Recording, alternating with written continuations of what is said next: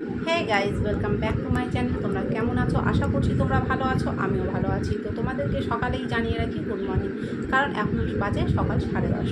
তো দেখো, সকালবেলা কিন্তু বাড়ির প্রত্যেকটা বউদের আর কি প্রচণ্ড রকমের কাজ থাকে। তো সকালবেলা হয়তো ভিডিওটা সেরে উঠতে পারি না, কারণ সকালবেলা বিভিন্ন রকমের কাজ থাকে।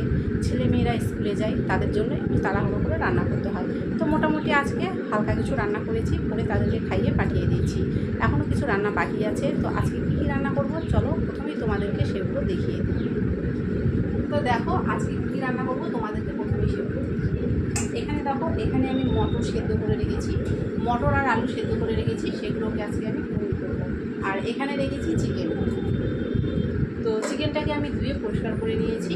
আজকে চিকেনটাকে আমি মাটির হাঁড়িতে রান্না করবো। তো তোমাদের সাথে ছোটো ছোটো করে ভিডিওগুলো শেয়ার করার চেষ্টা করবো। তোমরা প্রথম থেকে শেষ পর্যন্ত ভিডিওটা অবশ্যই দেখো।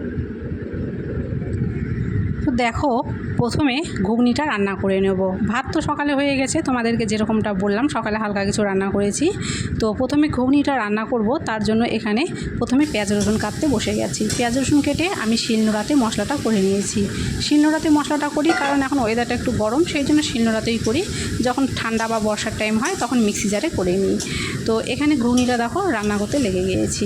তো প্রথমে ঘুগনিটাকে রান্না করে নেব, রান্না করে নিয়ে তারপরে চিকেনের জন্য যেগুলো দরকার সেগুলো তৈরি করে নেব। তো এখানে ঘুগনিটা কষিয়ে নিয়ে তারপরে তার মধ্যে আমি জল দিয়ে ফুটতে দিলাম। তো যতক্ষণে ঘুগনিটা ফুটবে ততক্ষণে ভাবলাম চিকেনের জন্য পেঁয়াজ রসুনগুলো কেটে নিই, তাই এখানে বসে পড়েছি। আর দেখো, চিকেন রান্না করতে গেলে কিন্তু একটু পেঁয়াজ রসুনে হয় না, অনেকটাই কাটতে হয়। আর যেহেতু একার হাতে সব কিছু করতে হয়, সেই জন্য একটুকু টাইম আমি নষ্ট করব না ভেবে কাজগুলো করে নিই। ঘুগনিটা বসিয়ে দিই, সেই জন্য দেখো এখানে প্রথমে পেঁয়াজ রসুনগুলো কেটে নিলাম। এখন মশলাটাও কিন্তু আমাকে শিলনোড়াতে আগে করে নিতে হবে। এখানে ঘুগনিটা হয়ে গেছে, তোমাদেরকে একটু দেখিয়ে দিই। তো ঘুগনিটা দেখো রান্না হয়ে গেছে, এখানে নামিয়ে নিয়েছি। তারপরে চিকেনের জন্য যেগুলো মশলা প্রয়োজন সেগুলো আমি সব রেডি করে নিয়ে চিকেনটাকে ম্যারিনেট করে রেখে দিয়েছিলাম আগে থেকে। তারপরে এখানটায় দেখো চিকেনটাকে হাঁড়ির মধ্যে দিয়ে দিলাম। তো দেখো, এখানটায় পেছনে দেখতে পাচ্ছ মাটির হাঁড়িতে চিকেন বসিয়ে দিয়েছি। তো চিকেনটা হতে তাও আধা ঘন্টার মতো টাইম লাগবে, 30 মিনিট টাইম তো লাগবেই। তো সব কিছু কমপ্লিট করে এখানে চিকেনটা বসিয়ে দিয়েছি, আর যেগুলো কাজ ছিল মোটামুটি করে দিয়েছি। এরপরে আমি লুচি করব, তার জন্য আমি প্রথমে আটাটাকে মেখে নেব। তো চলো, আটা মাখার ভিডিওটাও তোমাদের সাথে একটুখানি শেয়ার করে দিই।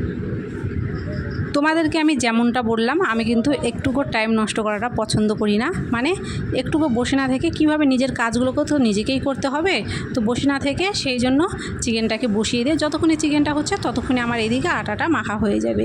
তো লুচি করব, সেই জন্য এখানে প্রথমে আটাটা ময়াম দিয়ে নিয়েছিলাম, তারপরে এখানে আটাটা মাখতে বসে গেছি। তো প্রথমে আটাটাকে এখানে ভালো করে মেখে নেব, নিয়ে এটাকে আমি কিন্তু ঢেকে রেখে দেবো। ঢেকে রেখে দিয়ে তারপরে যে কাজগুলো আছে সেগুলোকেও সেরে নেব।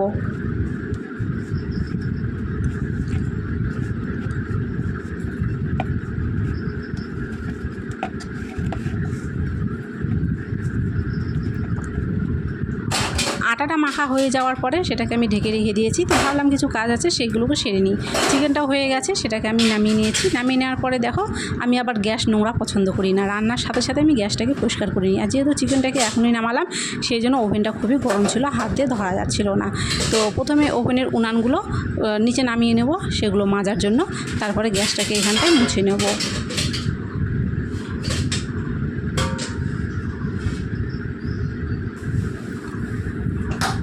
তো তোমরা যেমনটা দেখলে ওভেনের উনানগুলো কিন্তু সব নিচে দিয়ে আসলাম, দিয়ে তারপরে এখানে গ্যাসটাকে মুছে নেব।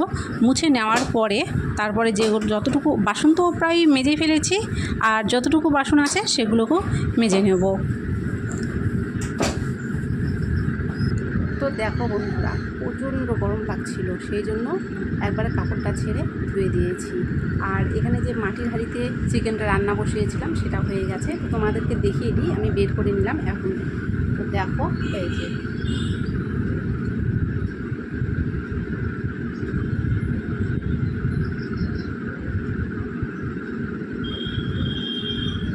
তো রান্নাটা দেখতে কেমন হয়েছে কমেন্ট করে কিন্তু অবশ্যই জানিও।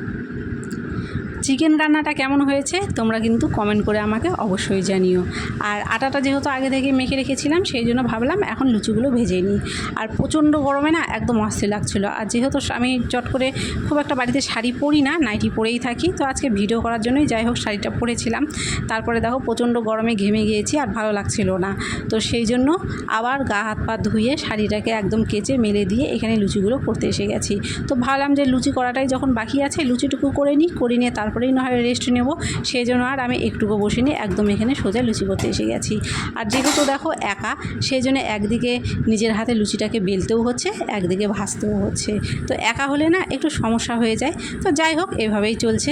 তো আজকের ভিডিওটা কেমন লাগলো তোমাদের কমেন্ট করে অবশ্যই জানিও। যদি ভিডিওটা ভালো লাগে থাকে অবশ্যই কিন্তু লাইক করে দিয়ে চ্যানেলটিকে কিন্তু অবশ্যই সাবস্ক্রাইব করে দিও। আর পাশে থাকা বেলটিকে অবশ্যই প্রেস করে দিও, যাতে আমার দেওয়া ভিডিওগুলো সবার আগে তোমাদের কাছে পৌঁছে যায়।